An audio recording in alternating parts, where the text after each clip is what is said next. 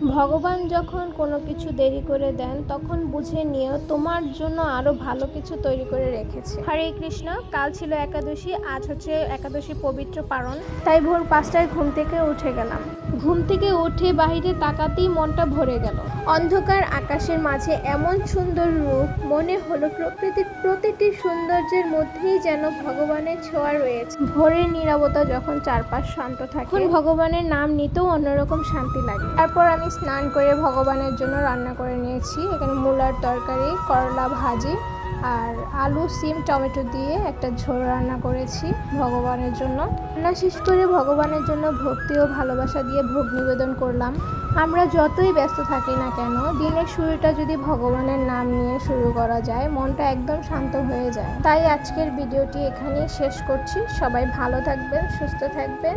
এমন ভক্তিমূলক ভিডিও পেতে আমাদের চ্যানেলটি একটি লাইক আর সাবস্ক্রাইব করে দিবেন। সবাই ভালো থাকবেন, সুস্থ থাকবেন। আশা করি সবার দিনটাও আমার মতো সুন্দর কাটুক।